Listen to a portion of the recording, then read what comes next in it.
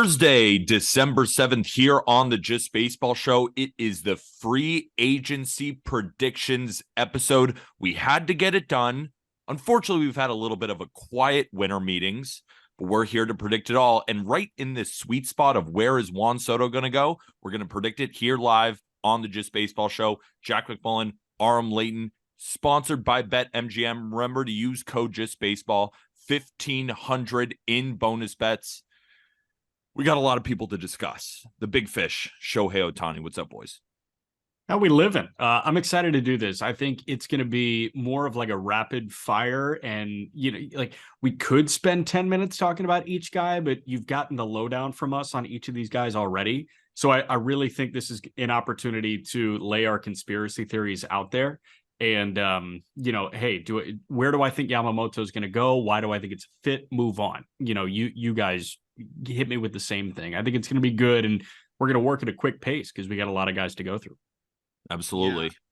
Yeah. I was going to say, it's funny. I was wondering if, when we had to delay this episode by a day, if the Soto deal would be done by then with the way things are reported. But it's funny. It's like you get one player tied to a couple New York teams or one New York team. All of a sudden, everybody has a bunch of nothing scoops. And I always think that's so funny. So the Soto sweepstakes continues to progress apparently, but then doesn't progress at all. And that's what's always wonderful about the winter meeting. So I'm glad we can get all these in. There's a bunch of players that I have wild theories about, and I'm excited to hear what you guys have to say because we have not consulted each other on these either, which is always a fun wrinkle. But before, we got to talk about a trade that did go through. Yeah.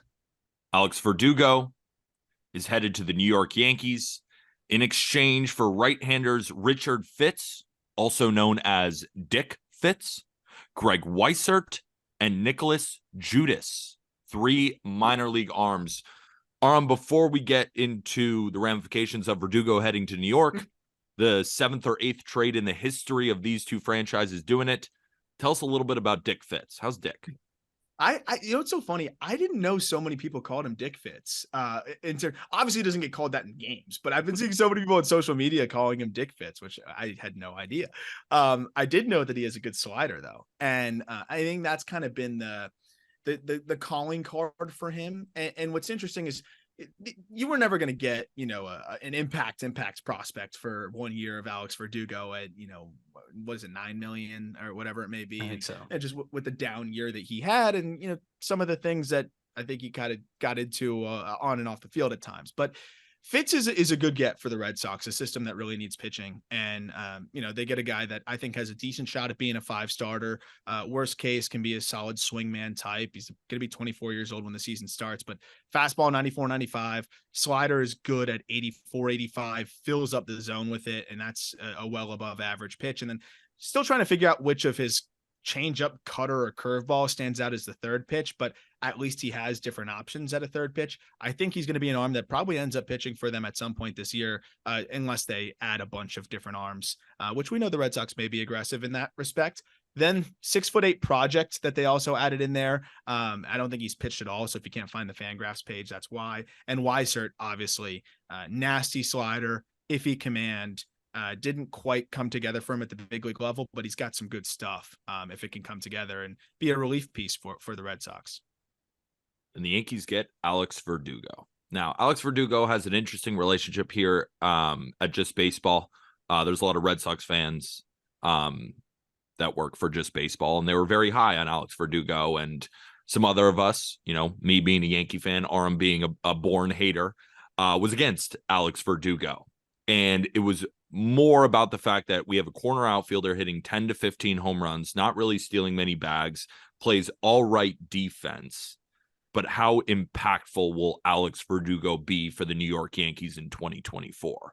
You can look on a positive side and say, well, the relationship didn't seem that great between Verdugo and the Red Sox. Maybe going crosstown rivals, maybe he wants to stick it to the Red Sox. It's also a contract year for an Alex Verdugo. Is this one of the year where he's 28 years old and he bottles all of that up and ends up being a really good season? Sure. But at the same time, what is a really good season for Alex Verdugo? In 2020, which was a shortened year, he was a 125 WRC plus guy. That sounds great, But can he do that for a full 162? He has not yet.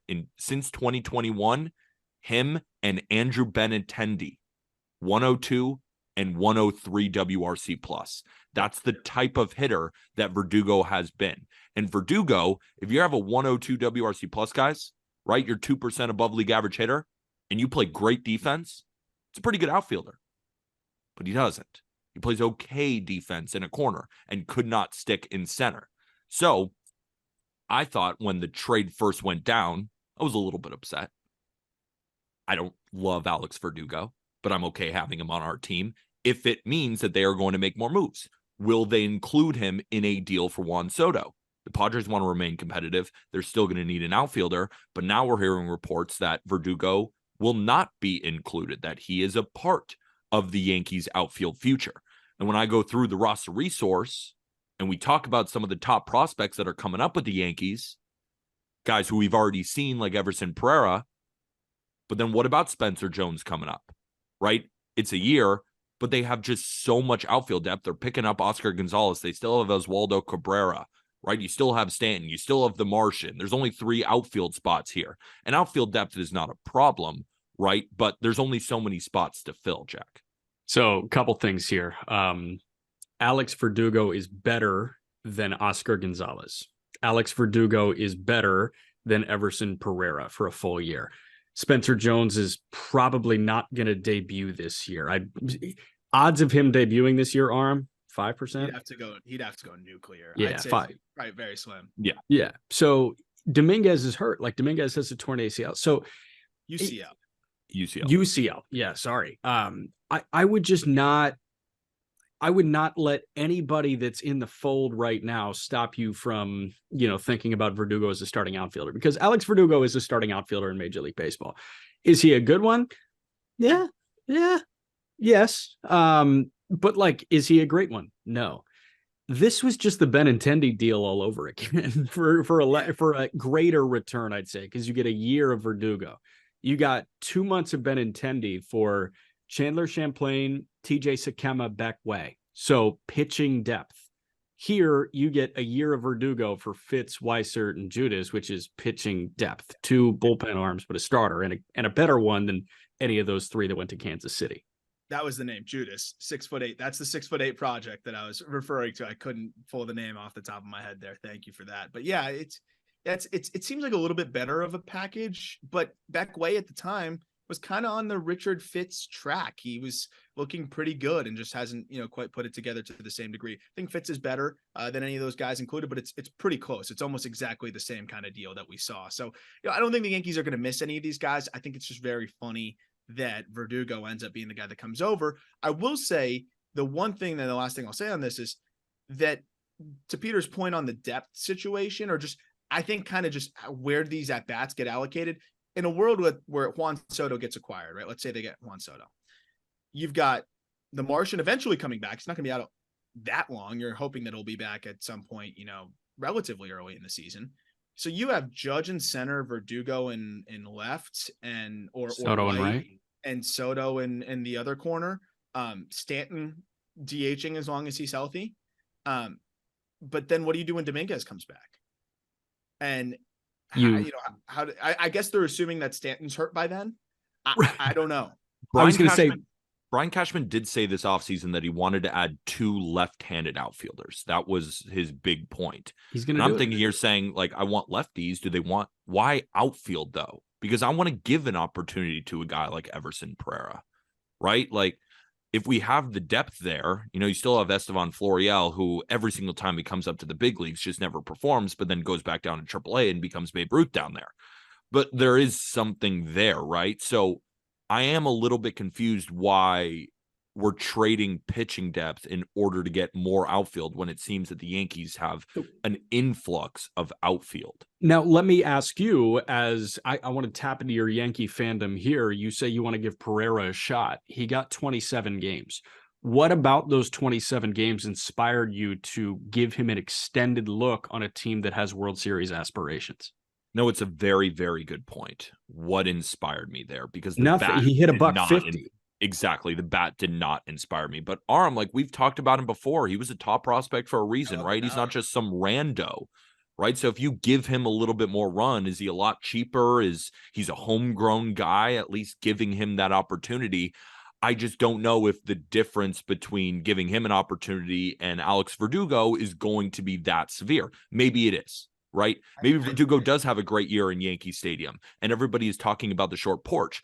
But on Baseball Savant, you can see how many home runs a guy would hit in each individual ballpark. He hit 13 home runs last year, and everyone's talking about the short porch, right? You might think that's 20. Nope, 12. It was even less, right? He's a 45% ground ball rate, so he's not a guy that's going to like totally benefit from it. I will say too, it's I think it's really them trying to up that bottom line, which is fine. where I get it. You're plugging in these young guys; they could be a black hole of offensive production. At the very least, you're going to get league average offense from Verdugo. You're hoping you're going to get more, and you're hoping that contract year, all the things that you said, work in their favor. But yeah, at the very least, you're getting something close to league average production, and that's something that the Yankees kind of needed last year. Not a bad point. Jack, you have any follow-ups on this one? Overall, I think it was a fine trade. If I'm the Red Sox, I'm pretty happy with the return, right? And Craig Breslow, their new GM, pretty ballsy move by him, right? You come in and you trade a guy who was a relative fan favorite, even though of course, that relationship, when I say fan favorite, he is very polarizing. Like, I think a lot of Red Sox fans love him and a lot of Red Sox fans don't care for him at all.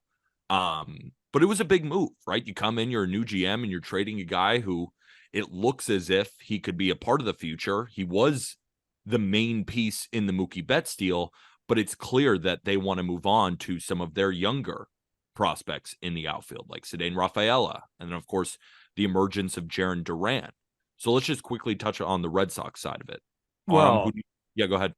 Yeah, I was just going to say Tyler Milliken, who I think is a good listener to the show, and Tyler follows us. I know Tyler does some stuff with Jared Carrabis, that Red Sox podcast that they do, but he's also a local guy in Boston. But Chris Cotillo, I think, is one of the best beat writers in baseball. He's the Red Sox beat guy for Mass Live. And Tyler tweeted out, Chris Cotillo with some interesting context to Alex Cora's influence in dealing Alex Verdugo. Quote, by the time Cora pulled Verdugo out of the lineup before a game after he arrived at the ballpark late, it was clear the sides were headed for divorce. And according to sources, Cora wasn't shy about expressing his desire for Verdugo to be dealt in recent months. So you say fan favorite, he wasn't the manager's favorite. And when you're not the manager's favorite, it's hard to find a spot in that lineup. I know, but he's got that exciting personality, right? Like, but an exciting personality with an 100 OPS plus, what does that give you? I'm just saying, I think he was a fan favorite. That's all I'm saying. I think fans went to the ballpark and enjoyed Alex Verdugo. I would love to know where Red Sox fans finished with him, because I know they loved him, but where were they at by the time? Now they're probably going to hate him, but I'd love to see the arc there. I think by the time he was getting benched and not hustling and things like that, I do think he kind of left some fans with a bad taste in their mouth, and hopefully he feels a little bit revitalized and a new I guess a change of scenery there. And I will say Jarren Duran's emergence, some of these other pieces, Cedane Rafaela actually looking pretty good through spurts. I think they feel pretty good about their outfield situation, and we're happy to move off of Verdugo and probably allocate some of that money that they saved to go get somebody, because we know they're planning on spending, which we're going to get to right now. It's also fascinating too. Last point.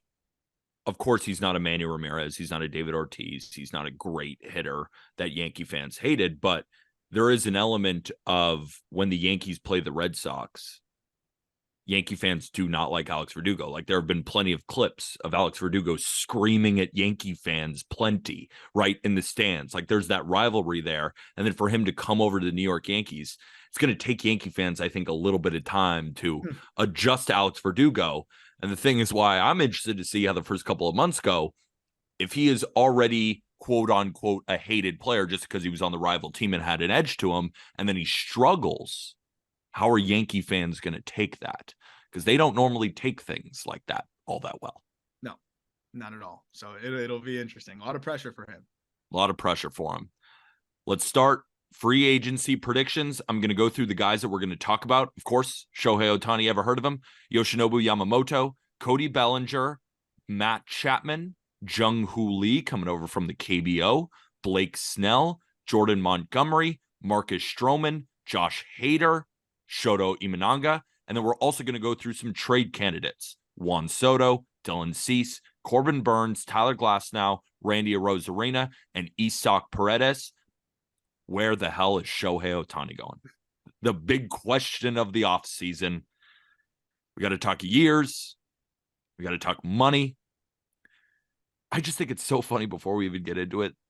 Remember at the beginning, the teams who leaked meeting info, Shohei was going to hold it against them.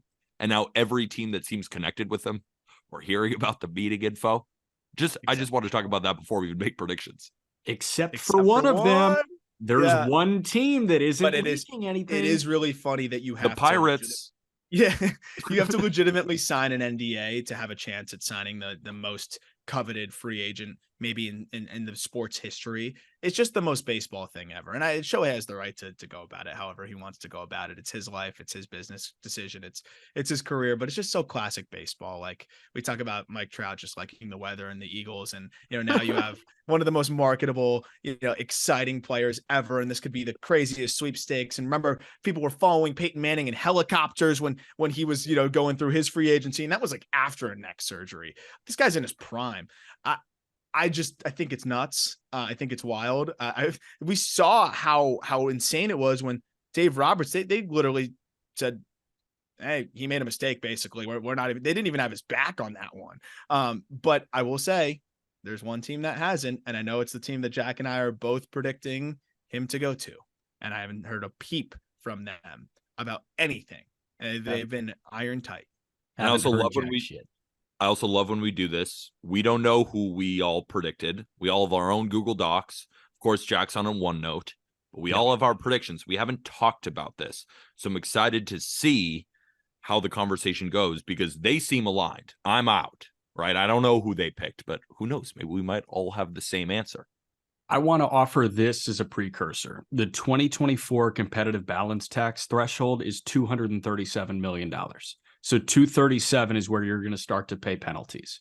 As of right now, the Phillies are at 223, the Mets are at 220, Yankees at 203, Atlanta at 202. Everybody else is under 200. So those are the only teams that are quote unquote strapped, even though we know that Stevie Big Bucks in Queens has no problem paying that tax. And I would assume that the Yankees have no problem paying that tax too. And I bet the Phillies have no problem paying that tax. We will see. You forgot that the Padres are taking out a loan to pay that tax as well. Last year, not this year. So they're this year. Now they're avoiding it at all. I just made a joke about them being poor. That's understood. Yeah. I mean, Dave Roberts actually let the cat out of the bag, and he knew that he fucked up as soon as he did that. And Brandon Gomes, the Dodger GM, kind of acknowledged that Dave shouldn't have done that. Ron Washington, because the Angels are still somehow involved in the Ohtani sweepstakes, said, I don't want to let the cat out of the bag, which is indeed letting the cat out of the bag when you do that. Ross Atkins did his best, I don't know, when he was asked where he was over the last couple days. There's one team that has not made any comment on Shohei Ohtani, and it's where he's going. And I've been saying it since February. He's going to be a San Francisco Giant. They have over $100 million in leeway right now. They're 13th in payroll in 2024. They've got no star power. We've talked about that. They are yearning for star power, and there's no bigger star in baseball. Arm? I'm same thing. I've thought Giants for a long time now, and I think once they missed on Judge, I was even more in on it. And Correa. Yep. They've been begging to spend money. Here's your chance. A little bit more than you thought, but 11 years, 520, something like that. I think Shohei Ohtani's a Giant. The Dodgers are in a similar spot. They've cleared a lot of payroll too. I think their payroll going into this year right now is around the 130 million mark. So I think the Giants are a little bit, in front of them in terms of having less salary committed in 2024, but the Dodgers have been kind of doing the same thing. So they're both in the front running. But I got a gut feeling, gentlemen, and I've been wrong before, but I've been sometimes right. I think he's going to be a Los Angeles Angel still. I think there is... That was my initial fear, too. I think there is, the narrative around baseball. He's got to get out of there. He's got to get out of there. He's got to go to the Dodgers or the Giants or a team that's winning because we need to see the greatest baseball player in terms of talent, because he still needs to do it for more years to be considered the greatest baseball player ever. But we know what Shohei Ohtani is. Did I mention that he's fast? Yes. People want to just push him out. But I think there is a level of comfort there. And I always found it interesting that when he came over from Japan and took a lot less money, because he could have made trillions in Japan if he stayed, but he decided to go to the Los Angeles Angels. And I still felt like that decision, something meant more that maybe has never come out. And I think if the Angels offer a competitive contract, there might still be the allure. They said they don't want to trade Mike Trout, so he's going to stay there. And we know the Angels, they are willing to give out enormous contracts. And they're also moving some contracts off the books. I think there's an element of comfort for Shohei.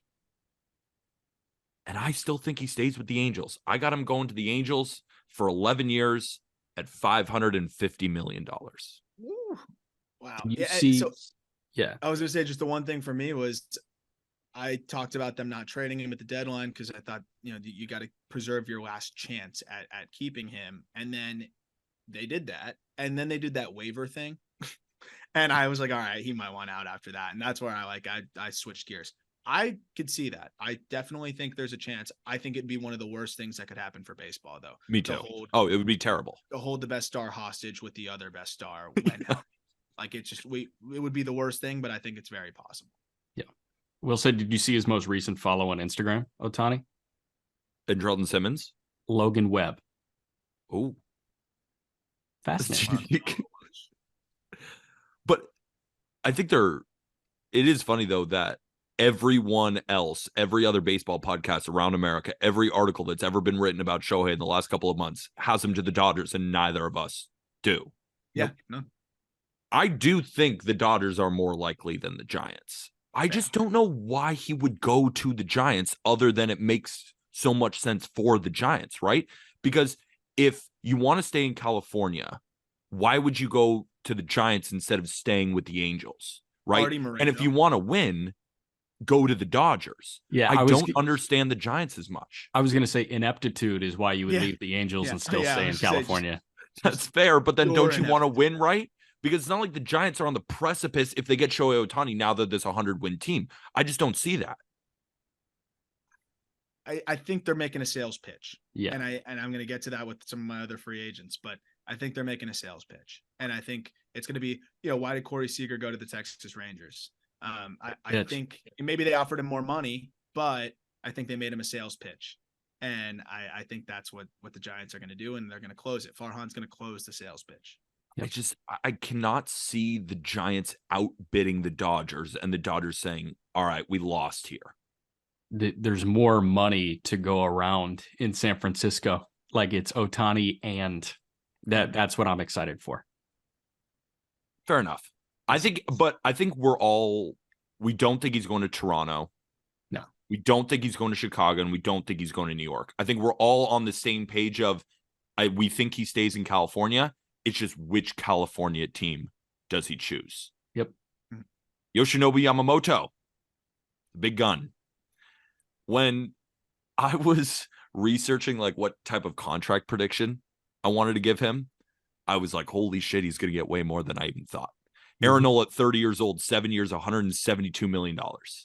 Garrett Cole signed a 9-year, $324 million deal at 29 years old. Now, Garrett Cole, I understand. He's going to get more money than Yoshinobu Yamamoto. He is not proven, right? He has not thrown a pitch in Major League Baseball. But you could argue he is the greatest pitcher ever to come out of the MPB. His stuff is incredible. And he showed it on the big stage in the World Baseball Classic. And something that a lot of free agent pitchers never get to do is be a free agent at 25 years old, right in the prime, right? No real injury concerns. Also, since the start of 2021, 1.44 ERA in 3 years. He wins, the Japanese Cy Young every single year. He seems to just be a rocket ship heading for Major League Baseball.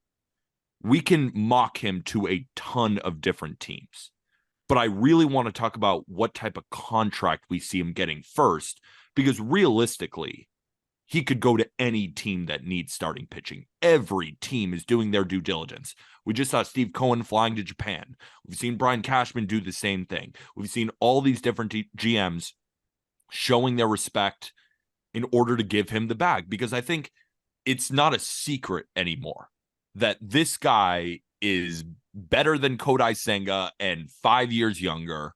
He's at the same level, if not more, than Masahiro Tanaka, then Yu Darvish, all of the great pitchers that have came over. So I'm going to throw my contract prediction at you guys and just see how it sticks. 9 years, $250 million. Yeah.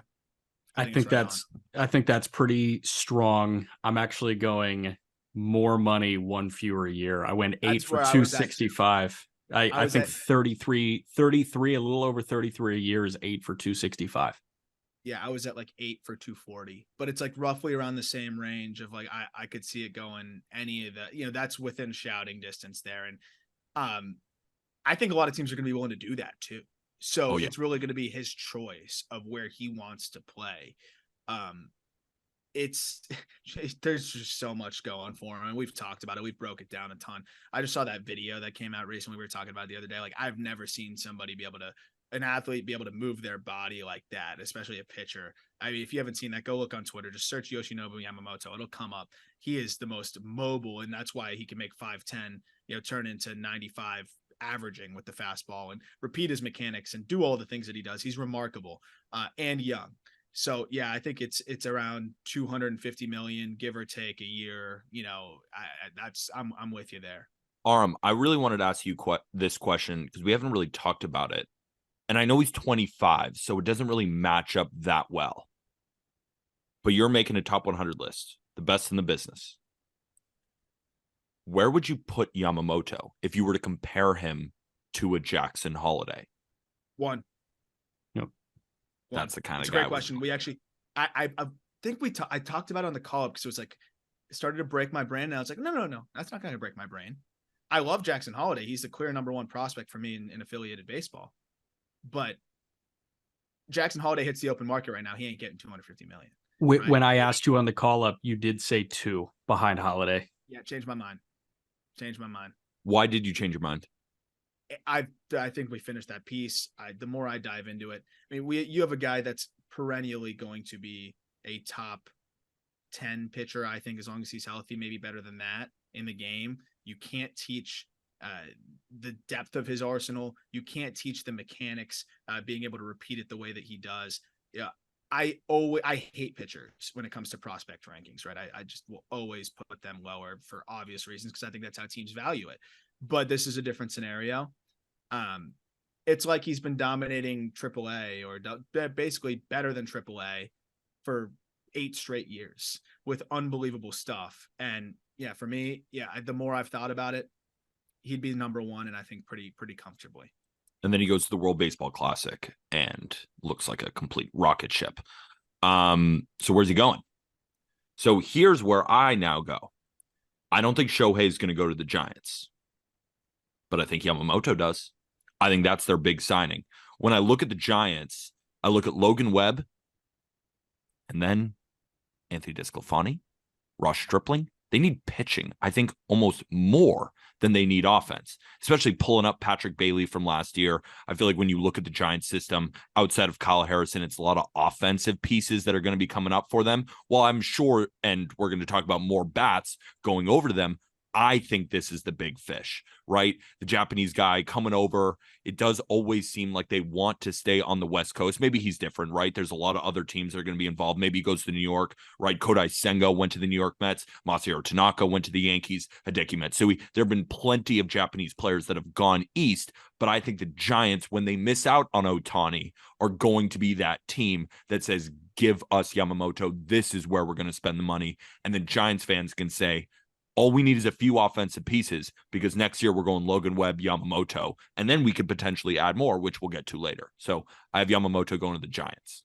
So it's been pretty well reported that Yamamoto would prefer to play with another Japanese player. And that was kind of my hang up with the Dodgers, because I've got Shohei going to the Giants and I was like, oh, he would be a great Dodger. Then they go get the best pitcher on the market. Maybe not the case. Like, I think the Dodgers should be considered here, especially if they don't get Ohtani. But I've been doing my best to read about the friendships that he has with other Japanese players. And it seems like he and Senga were not friends, and Senga has tried to kind of forge a friendship in the last year or two. So I like that. But apparently he's tight with Masataka Yoshida, which is interesting. And apparently he's somewhat tight with Seiya Suzuki. I still go with the Mets because I think Steve flew over there and said, hey, we're going to give you 8 for 265. Say no and I kill you. And I think that's what Yamamoto's doing. It could just be that Steve Coates like, yeah, I know you don't really like Senga, but do you like 40 million extra? And he's like, yeah, Senga and I could be friends. And they could be boys. I don't know. That's just what I've read on Twitter, man. Like, I'm all about the NPB friendship gossip circles. I know. It's like, I've read those reports too, Jack. It's hard for me to believe that he's going to stare down the barrel of these $200 million contracts and be like, you know what? I'd rather play with my boys. But like, money talks. 220 with a boy versus 260 with no boys. I don't know. I think I might take 260 with no boys. I got Boston. I thought you were going to say Red Sox. I was like, damn it. So I've got him going to Boston because, Boston did kind of kick the tires on Ohtani reportedly. I think, they probably got priced out a little bit, and he probably wasn't the most desired location for him. And I think they're eager to spend money. They need pitching bad. And I think this is a spot that they do it. It's a guy that's going to be able to be, their ace for the next 8 years. So I really like the idea of being able to go get him. You have Sale coming off the book, so you can backload the deal a little bit if the Fenway group wants to continue to prioritize Liverpool. I feel like Boston's a really good fit for him, and he has the Yoshida familiarity, and I think this is going to be the big spend that they make to try to expedite this, this push to get back to the top of the AL East. I like that one. I was deciding between the Giants and the Red Sox too. And I think the Mets is a good one as well, because it could just be Steve Cohen's world and we're all living in it, right? Kind of is. But the thing is, Jack, do you put any stock in the transition year, that this is not going to be the year that they spend big, that 2025 is more their window? That's why I had the Mets on the outside looking in. I was really deciding between the Giants and the Red Sox, and I just went with the Giants. No, I don't really place any stock in it, because if we've learned anything about the Mets, 2024 is going to eat them alive, and they're going to do everything in their power to compete in 2025.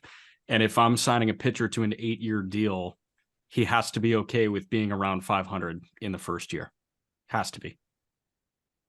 It's very fair. You got any final points on that before we move on?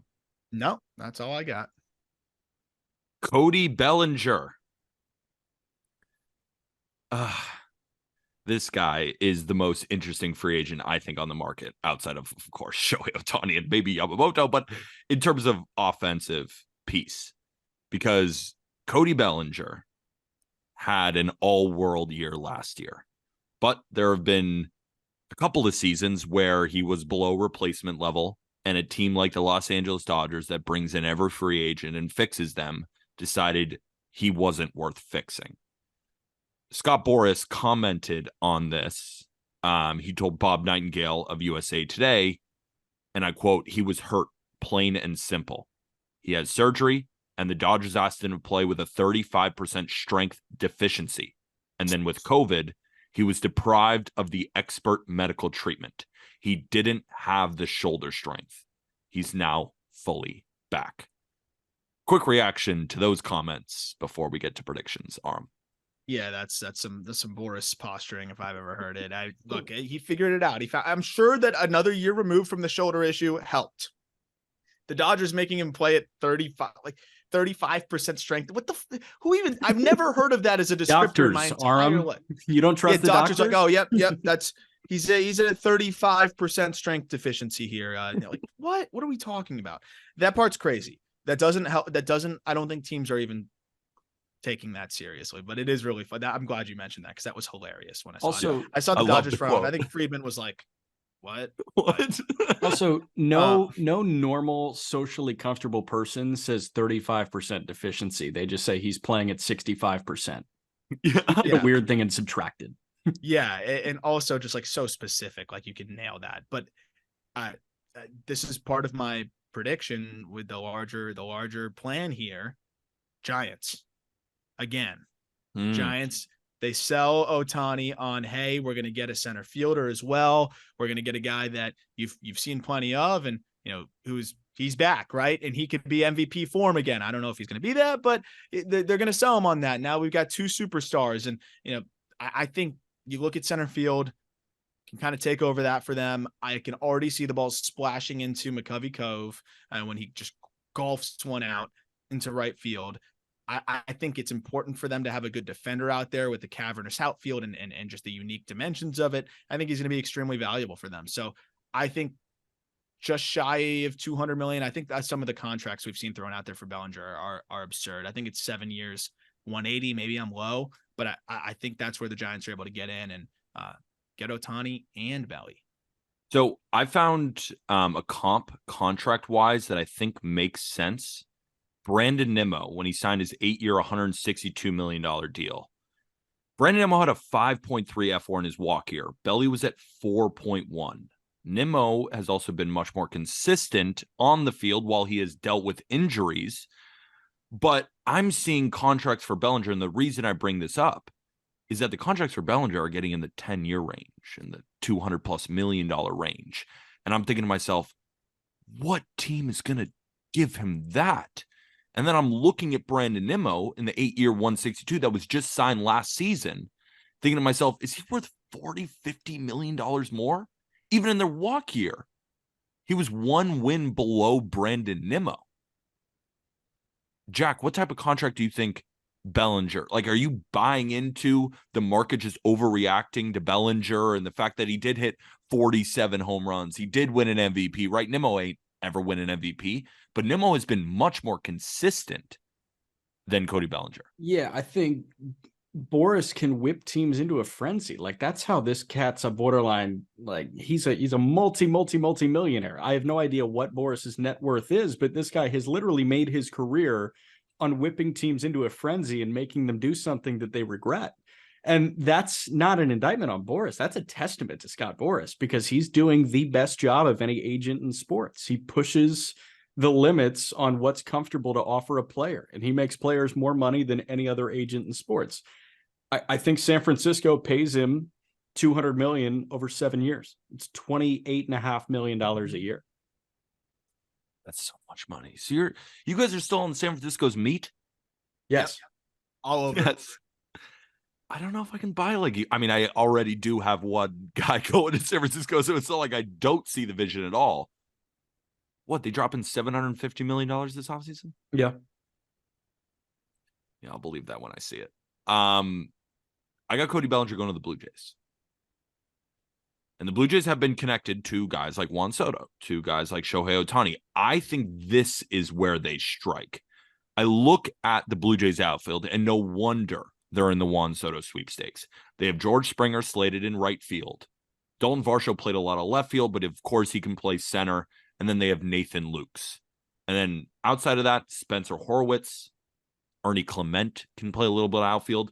Otto Lopez. They need a big time outfielder, and preferably one that can play center, so you can put Dalton Varsho in left field. There's also the scare that George Springer can get hurt again, right? George Springer is perpetually injured. I don't want it to happen. Baseball is better when George Springer is kicking ass and in right field, diving for plays and hitting home runs. But the reality is that George Springer is getting towards the tail end of his career. I think that Bellinger is the piece that the Blue Jays need here, especially in the outfield. I think when they miss out on Soto, when they miss out on Ohtani, and Kevin Kiermaier is as good as gone, I assume, right? So I think Bellinger to Toronto makes the most sense in my mind. Yeah, I could see it. I like it. You like that? What do you I think like about the Brandon Nimmo contract? Do you like? I had the contract 9 years, 165.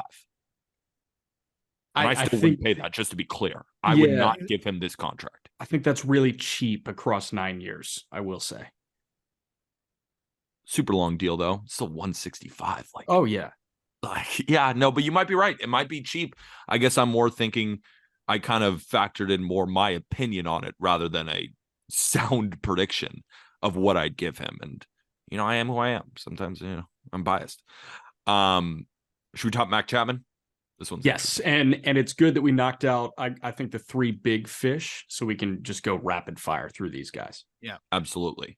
So Matt Chapman, the contract, I had much more time figuring out what I should pay him rather than the team.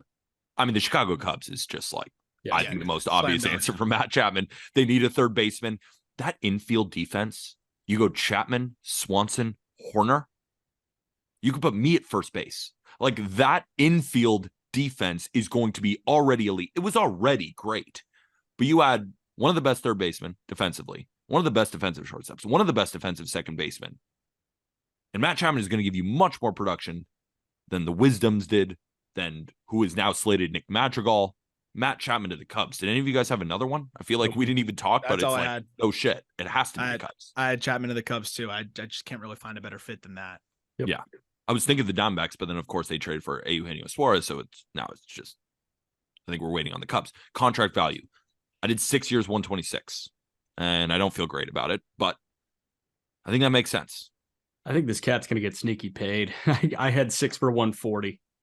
Oh, I'm going lower. I don't think there's as many suitors, and that might drive it down a little bit. I'm going to go 5 for 115. Okay. Fair enough. Blake Snell. Pretty big fish. Yeah. So, no, go ahead, Jack.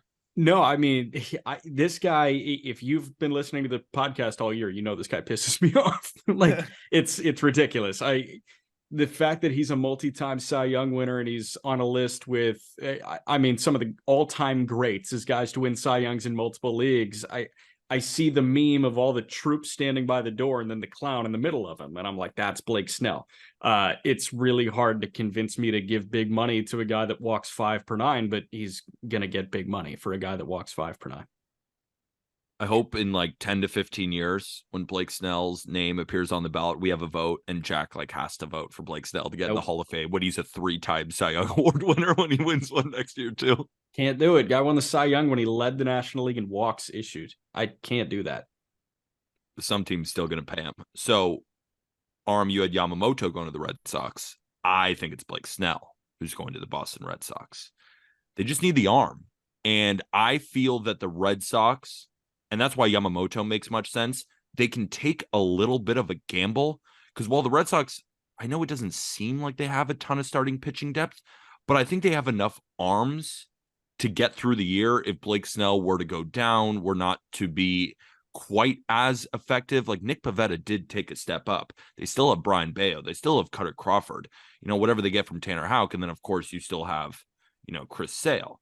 So I think they can take a little bit of a gamble here and go get Blake Snell. I think that's the arm that makes a lot of sense because again, outside of Chris Sale, who is, up and down off the IL, they don't have a lefty either.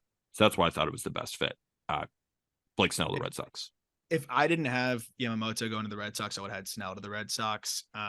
But instead, I got Snell going to the Mariners. He's begging for it. He's absolutely begging for it. The Mariners continue to clear up money. And I think they use that to go get a Snell. And then I think Ryan Devish floated this, which is really funny. He does a great job on the Mariners beat. And I didn't see it until after I'd already literally just laid out my entire master plan. And then I guess Devish already had talked about it as a potential option. Sign Snell, then trade one of your young arms to go get some position player help, which I will get to later on at the end of this episode here. But yeah, I think Snell for around 6 years, 170, something around that range. Yeah, I'd 7 for 175. So I just added an extra year and $5 more million to that. I've heard so much about the Mariners thing, and he's from Shorewood, Washington. He's a Washington guy, so it makes sense, right? Relative hometown kid. He wants to pitch there. But the Mariners are salary dumping, and they're trading offensive pieces. Like, why are they going to go get another starter? I get the narrative. Yeah. I just said it. They're going to go then trade one of their young arms and go get impactful bats that could be available. Yeah. No, I get it. I just no, it's a good master plan. Just didn't really. Yeah, I guess they might do that. So I'm not an NFL guy at all, but I was watching Sunday Night Football a couple weeks ago in Seattle, and Aram texted me, was like, "I've got this," like he was like, "Snell to Seattle makes a ton of sense." I was like, "Wait, why? Why do I remember seeing that clip of Mike Tirico saying over Snell, like ringing that bell or whatever they do in Seattle, that he badly wants to play for the Mariners?" I was like, "Why does Mike Tirico know that?" Like, it was bizarre, but I guess this all just kind of makes sense in the grand scheme. And it would be so poetic if 2 years after they gave Robbie Ray that deal, they give Blake Snell a deal too. I think those guys are very similar. Yeah, I can't imagine the Mariners spending huge money on more pitchers. But no, like I said, like I guess that's why it didn't really click with me, because I still can't imagine them spending all their money again on pitching. But we'll see. Get weird. It might get weird. Photo gets weird. Dipoto does get very weird. Jack, where you got him going? San Diego. Yeah, I think they're dumping a bunch. I think he ends up back in San Diego. I think that it's going to be really hard to convince them that Michael King and Drew Thorpe and Robbie Snelling are all going to be like the starting rotation in 2024. I think that they need to sell their fans on something when they have Machado and Tatis, and they just gave Cronenworth an $80 million extension. So I think he just goes back. I could very easily see that. Jordan Montgomery, another pitcher. What are you doing? No, I've got a galaxy brain thought, but you go ahead, lay the groundwork. I have also a galaxy brain thought. I didn't really know how to introduce it, so you go ahead. You introduce your galaxy brain. So a residency in dermatology typically is about 3 to 4 years. His wife just started her residency at Boston College. Montgomery's living in Boston this offseason. So she's there for 3 years. I think Montgomery signs a 4-year deal with the Boston Red Sox. I like that galaxy brain a lot. Aram? I got him right back to Texas. If it ain't broke, don't fix it. They want to keep him. I think he wants to stay. That's simple for me. Here's my galaxy brain. I think the Arizona Diamondbacks facing the Texas Rangers saw what happened in the World Series, that they needed another starter, how dominant he was, the veteran presence there. They just saw him in the World Series, and they need a pitcher. And I know they still have Gallen, I know they still have Kelly, and I know the emergence of Brandon Pfaadt. But the offense is pretty squared away at this point. I think you get another pitcher like a Jordan Montgomery, a proven playoff performer, and then you call it an offseason. I got 6 years, 150 to the Arizona Diamondbacks, because I look at the rest of the rotation, right? It's Ryan Nelson, it's Tommy Henry. If you put Jordan Montgomery in there, and then you can gamble on if either one of those guys takes a leap, right? We saw Tommy Henry start to do that last year. That's a real rotation. So I like Jordan Montgomery to the Arizona Diamondbacks. We like it? I like it. Let's keep moving. Jung-Hoo Lee, coming over from the KBO. Aram, you've been writing a ton of great stuff on justbaseball.com, of course, about Jung-Hoo Lee. Give us a quick primer before we make our predictions. Yeah, I mean, elite bat to ball, good runner, great defender in center field. We'll see how much power, but, I think it's a really high floor that a lot of teams are going to be interested in, but also that perhaps limited ceiling might drive down, and also coming over from, the KBO instead of the MPB could make him a little bit cheaper, which is why I got him go to the Padres after they clear up that Juan Soto money for about 5 years, $75 million. Easy, backloaded a little bit. You could get by these next couple years. And I think Lee's a perfect fit for them in center field, and kind of exactly what they need and exactly what they've been looking for. You stole my prediction and my contract value. I literally had 5 years, 75 to the San No Diego way. because of that. Like, you took the words out of my mouth. So skip my turn. Same exact contract value and team as Aram. Jack, go ahead. I was of the thinking that Seattle was going to trade for Juan Soto and Jung-Hoo Lee would end up in New York. Now that it looks like the Yankees are trading for Juan Soto, I've got Jung-Hoo Lee going to Seattle. I think Lee goes to the other team. Of those two, I think Lee just goes to the other team that Soto doesn't. I could see that. They certainly need outfield, especially after trading Jared Kelenic. Yeah. Like they have Julio, Dominic Canzone, and Teoscar's a free agent. Like there's space. An unbelievable defensive outfield between, and you could give Julio some days off from center field. Like you could, try to. I know he's young, but like it's always nice to get him off their legs a little bit. That would be an unreal defensive outfield. And you need an unreal defensive outfield in T-Mobile. It's a big ballpark. Yeah, absolutely. All right, let's keep moving on. Marcus Stroman. I got him going 2 years, 50 to the Twins. And I basically think that they want to get Sonny Gray on a discount, if that makes sense, right? I still think they want to remain competitive. I just didn't think they wanted to go above and beyond to give Sonny Gray that third year. And I think this is the guy where they say, all right, this is the 2-year deal that we needed. It's not crazy expensive, but Stroman at his peak can deliver you similar production to a Sonny Gray. I think this is a cheaper option with as much upside as a Sonny Gray. The problem is it's a lower downside with Stroman and his inability to stay on the field last year. But I think Stroman to the Twins for 2 years, 50 is my choice. So my pushback there is how much cost does Minnesota have to cut? Because them and Texas are the two that Diamond pulled out of coming into this year. Bally is going to be extinct after the 2024 season. But going into the 2024 season, much like you've seen with San Diego and Arizona, Major League Baseball took over the telecast. Like Bally is no longer televising Padres games or Diamondbacks games. Opening day 2024, MLB is going to be producing the telecast of Twins and Rangers games. So they mentioned that they wanted to shed payroll. I don't know how much payroll that means they shed.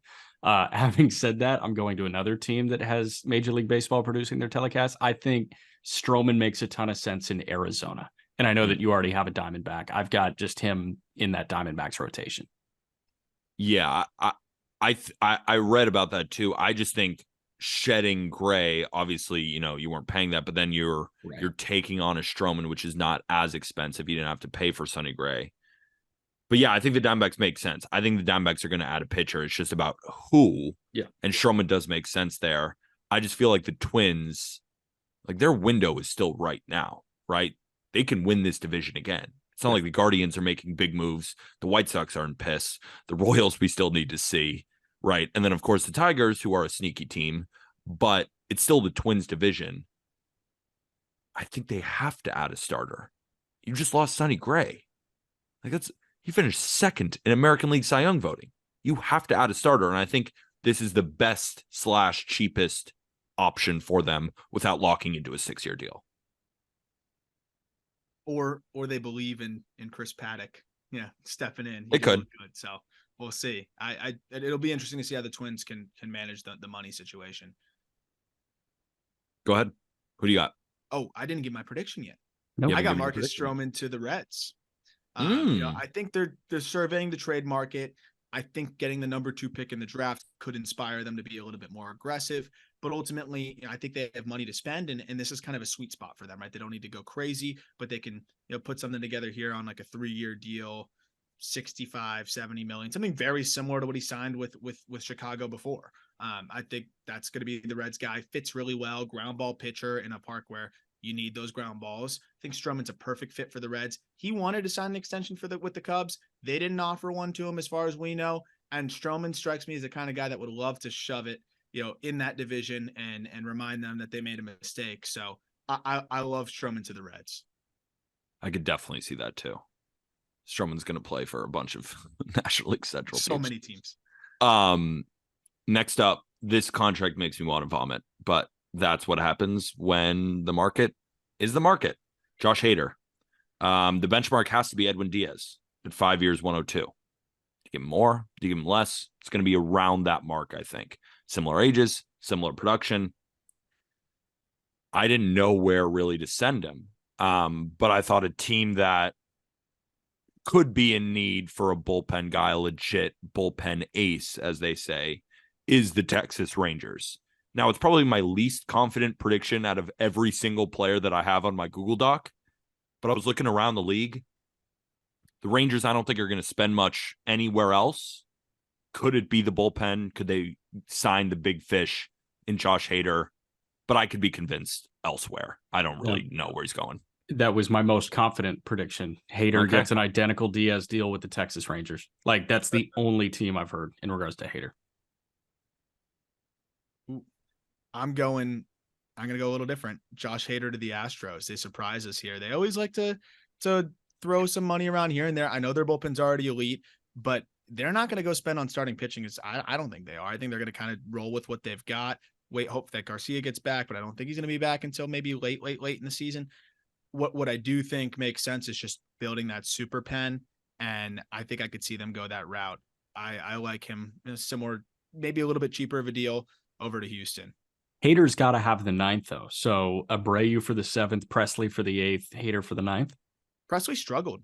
And I thought relative to what we're used to. So I like Hader in the 9th there. And now you have the most lights out bullpen 7, 8, 9 that you're going to find. And Abreu's cheap for a little bit. And Hector Neris, man, do they bring him back? Nah, let Neris go. Neris is the closer for the Red Sox. That's my celebrity toss in. Yeah, you really wanted to talk Neris. Shota Imanaga coming over from the MPB.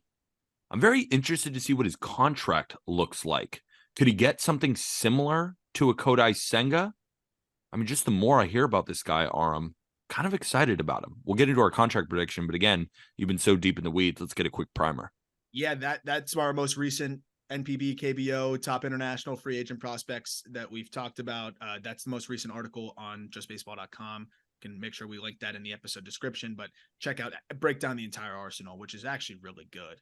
I think he's going to be another really solid option. And I think the Senga contract is like the perfect template, which is actually why I've got him to the Mets. The fastball gives him such a high baseline. Yes, it's low 90s, but it's almost identical to Nestor Cortez's in terms of shape, in terms of just getting whiff.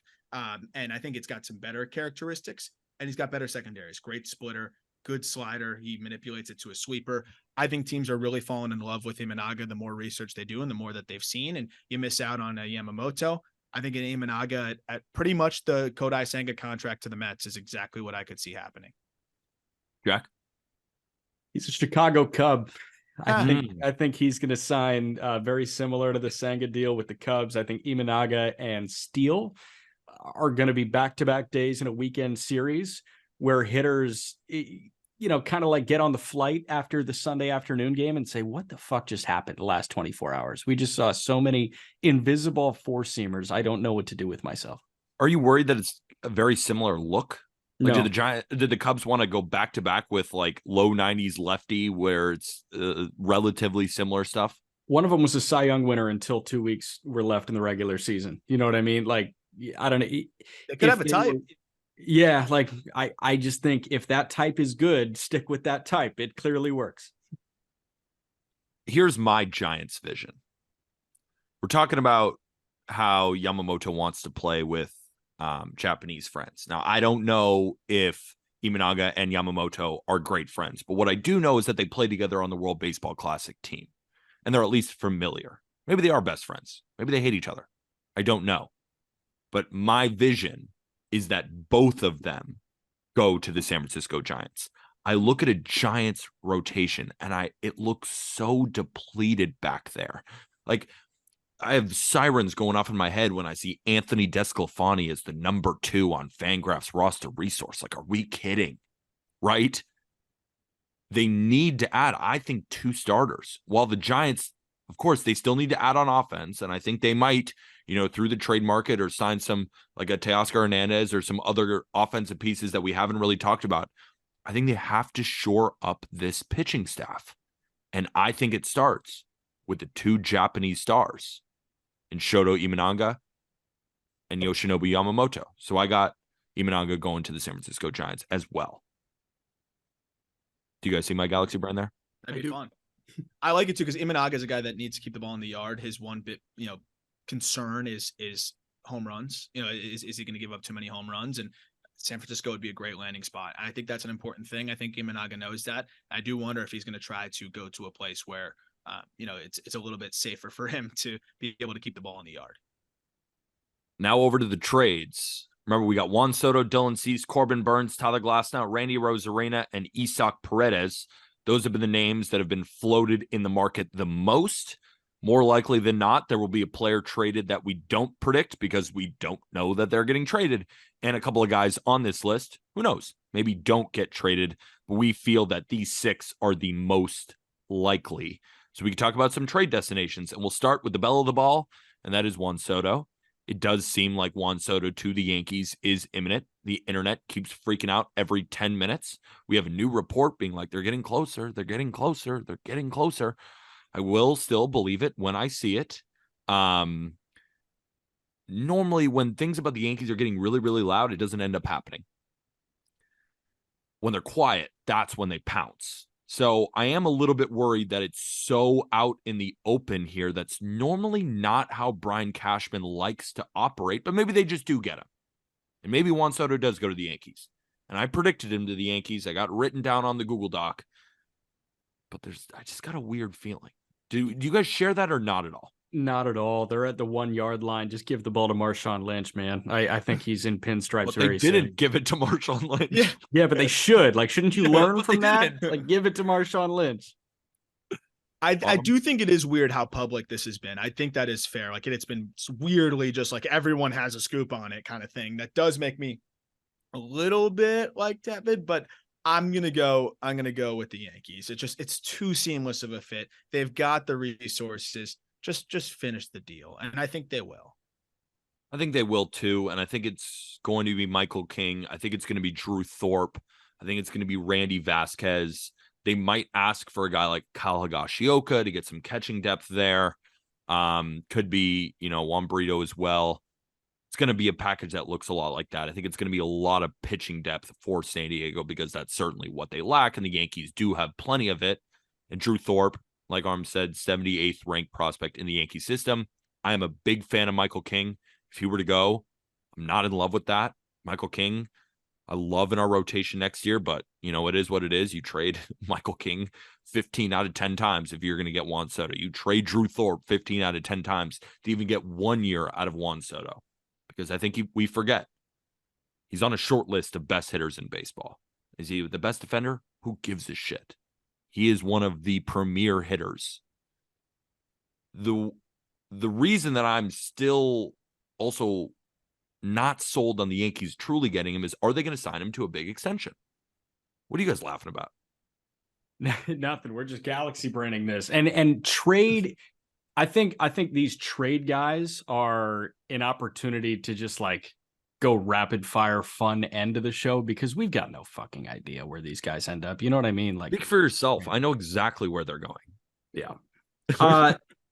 Percentage chance they sign Soto to a long-term deal. I put that if they trade for him, I put them at 65 to 70% chance they sign him to a long-term deal. I think to get him, they actually have to. I think they don't. I really think they don't. I think they're really going to pay for that. Maybe the negotiating window, have a chance. But it's Boris. He's a Boris client. Hit the open market. And I think he's going to want to hit the open market. I think that's the price of 1 year of Juan Soto. And I think that's what they're 1 year and maybe a negotiating window. So I got a 40% chance. Fair enough. Dylan Cease. If the Orioles don't trade for Dylan Cease, I'm going to lose my freaking mind. Like they have to trade for Dylan Cease. Okay.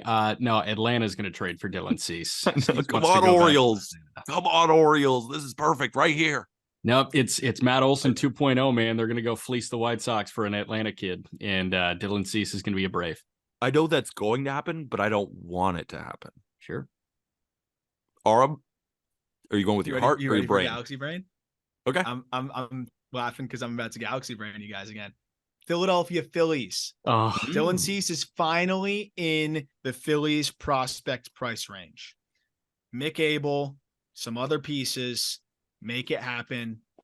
Phillies are tired of getting so close. Dombrowski's an aggressive MFer. Their system's gotten better. You lead it with Mick Abel. You put some pieces in there. Dylan Cease would be a huge help to this team and just put them over the top potentially. Love that. I love it. I don't mind that. And because they don't want the Braves to get them. These teams they're bidding against each other. They're fighting each other in this offseason. And here's another opportunity to do so. I like that. We all have different options. All make relative sense. Corbin Burns. I put down a team. I just still don't know if he gets traded. But for the sake of the exercise, I'll say he does get traded. I think this is where the Dodgers pounce. I think this is the team where they miss out on some of these free agents and they say, well, we have just so much prospect depth. We have to make a move here. We need a starter and we need an ace. And that is Corbin Burns. Yes. Corbin Burns. I have the same pick. I have the same exact pick because I thought Glass now. I'm like, why would they want another often injured arm? You know, they have so much volatility health-wise in this rotation. Go get a guy that's been churning out, you know, he was a little banged up at points, but for the most part, you feel pretty confident that he's going to stay on the field. And I think it's a guy that is not going to be overly expensive for how good he is compared to some of these other, you know, trades that we've seen in the past that the Dodgers have been willing to make. No brainer for me. I think they don't get some of these free agents for the first time ever. They pounce on the trade market and they go get a Corbin Burns, as Peter said. And Burns is a California kid. I saw Tom Verducci floated the idea of packaging Burns and Adames together and bringing the Wisconsin kid Gavin Lux home, which makes a good bit of sense. My thought went to Corbin Burns to Baltimore for Joey Ortiz, and then you send Adames elsewhere in a separate deal. It would take more than Joey Ortiz, though. Okay, Joey Ortiz and somebody else? Yeah. Lower level guy. It's 1 year of Burns. Yeah. It's true. It is 1 year Burns. And it's 6 years of Joey Ortiz. It's just like the name Corbin Burns. Like, I feel like you need to give him like Joey 9 prospects. 25-year-old shortstop prospect. Yeah, it is weird. I'm very fascinated to see. I think the return will be more than that, but I don't think it's going to be something crazy. Like, it might be Kjerstad. It could. Good. Do they want him though? I'm very interested to see what it looks like. I mean, and the Dodgers are going to have their pick of the litter with those Orioles prospects, and I'm sure the Orioles would be willing to part with at least one of those guys, one of their main guys, to get a Burns. I mean, that makes them instantly, you know, one of the more feared teams in baseball. Burns and Buehler at the top of the rotation. Easy. For the Dodgers. Sounds pretty good. Tyler Glasnow, another big arm. This is where I think the Cubs pounce. We've heard the reports, Cubs and Reds and Cardinals. It seems like the entire National League Central is interested in Tyler Glasnow. And Christopher Morel has been kind of the name that's starting to be floated as the guy who would maybe head over to Tampa. I don't know the validity of that. I have heard it from, you know, guys like John Morosi. We'll see. But that does make sense in my mind because I do think that they need a starter. And I think they have enough depth in order to get a Glasnow. And the reason I said to Jack too about Shota Imanaga, that same look back to back, do they really want that? Or do they want the 6'8", 99 mile an hour guy then followed by lefty 91? I just love that different look that they're going to give lineups every couple of days. So that's why I thought Glasnow fits with the Cubs just so well, not just because that they need another starter, but he fits in so well with their current rotation. This is where I think the Dodgers go. 1 year price point, buys them Gonsolin getting healthy. Another year of maturation for the rest of their young guys. I think they want a 1 year buy. And I think if Burns doesn't go to LA, that's where they just push the chips in on Glasnow. Fair. I think I've had the D-backs too dormant here, and I think this is the one splash they make. Like that. I think they might make another splash, but I think now that you mentioned they took care of third base, this is a move for them where they don't have to commit a massive contract, but they've got a decent farm. Go make a trade for Glasnow. That's a guy that has the potential to, you know, pair really well with Zach Gallen at the top of your rotation. And you like what you saw from Font and things like that. I think Glasnow is a great fit for them, and then they can attack free agency next year. Randy Rosarina, next up. I think this is how the Mariners solve their outfield woes. Yep. They go get Randy. Randy would be a great personality in Seattle as well. And I think that they are looking for that playoff performer, the guy to kind of put them over the edge there, to give them a little bit of an edge. I think Randy just makes all the sense in the world. The guys on the Marine Layer podcast, definitely go check it out. All Mariners fans on the Just Baseball Network Marine Layer podcast, they were talking about it, and I was like, that makes so much sense. And instead of stealing what they said, definitely go check out that episode on Randy. But I am going to piggyback on what they were saying. I think Randy makes so much sense in Seattle. He's got to stay in Tampa. Like I have the Rays. I can't do this, especially with Wander Franco likely not playing another game in Major League Baseball. That's what it seems like. And there's been no news on the Franco front recently. Like you have to plan for life without Wander Franco in Tampa. You need one marketable product, and Randy Arozarena is as marketable as they come in Tampa. Yeah, so that's a cop out, and you're a cheater. That's fine. I agree. Would have loved That's to fine. have kept him in Tampa. I would have He's a absolutely. Marlin. Yeah, you stink for that because I'm like I would have kept him in Tampa too. I'm having him in a package deal, so I'm going to give my final two answers here. Randy and Paredes going over to Seattle, mega deal. Gilbert, whoever, you figure it out. Whichever one of the starters you want to move goes the other way. And this is a large mega deal where the Mariners are now a force with those two guys. I mean, it satisfies two key spots that they needed. We see them open up the spot at third. That outfield will be a lot of fun now. Mega deal. Turn that pitching into, two really big bats for you. If Jack, tell us why Isaac Paredes is staying in Tampa. No, he's going to Seattle. Like I have Paredes in Seattle. It has to work like that. So I think that package deal makes a ton of sense. And you can make the price Gilbert. I think Paredes could go for a Hancock and maybe one more. And I would rather get Gilbert and Hancock for Arozarena and Paredes. You know what I mean? So I like that thinking more than Randy staying because it's boring as shit. And I'm sorry, listeners, for doing that to you guys. But I think Chapman goes to Seattle or Chicago, and the other goes and trades for Isaac Paredes. That's just how this offseason is going to work. I got one. Isaac Paredes back to the Tigers. Think about this for a second. They might just add a couple of these middling moves, right? And Is they're that a starting middling move? He hit 30 last year. No, I know it's not, but it's not the craziest move on the market, right? It is the last name on our Google Doc, right? It's not Burns. It's not this. Like, he's good enough to make the Google Doc, but it's not a crazy move, right?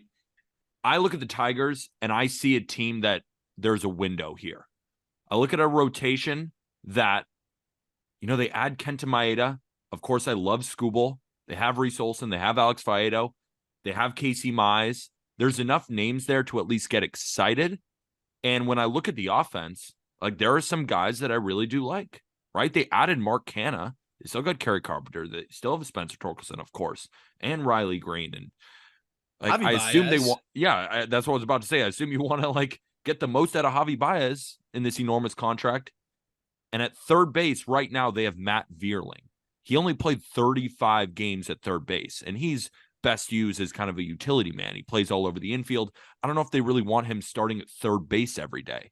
So I see a team that, let's say the Twins are strapped for cash and they aren't adding. The White Sox drink their own urine. The Royals, not there yet. And the Guardians just win their 84 games. Could the Tigers make a sneaky run at this? And I think Isaac Paredes, former Tiger, makes a lot of sense here. That'd be fun. I'd like it. I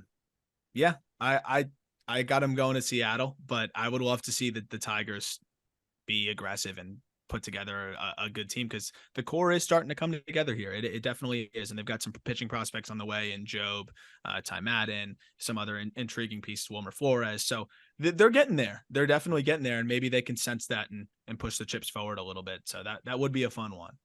Absolutely. Should we do a quick recap of all of them, or is that going to take too long to just list all of them out? We'll have a graphic for that, I think.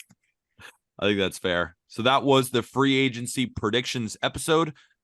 Luckily, while we were recording, Juan Soto has not been traded yet. So we got it right in the lick of time. But as we all know, Juan Soto will probably be traded as you're hearing this. And then, of course, we will have an episode come Friday to break it all down. But maybe he doesn't get traded. So we'll see. But hopefully, everybody enjoyed this episode of the Just Baseball Show. That's Jack. That's Arm. I'm Peter. Get yourself some Just Baseball merch. Rate and review 5 stars on Spotify and Apple Podcasts. And hit the damn subscribe button. It's red. It's free. Hit it, hit it, hit it. So much more content on there. Arm just posted a video, Arizona Fall League stuff. We have more profiles coming out about these Japanese players. We're going to have more short form content. And of course, you can watch all of these podcasts on YouTube. And again, get yourself some Just Baseball merch. I'm rocking the athletic tee. I literally wear this every day. This is the most comfortable t-shirt I own. I freaking love it. Get yours in the Just Baseball merch store. We will be back tomorrow. And with that, thank you, everybody.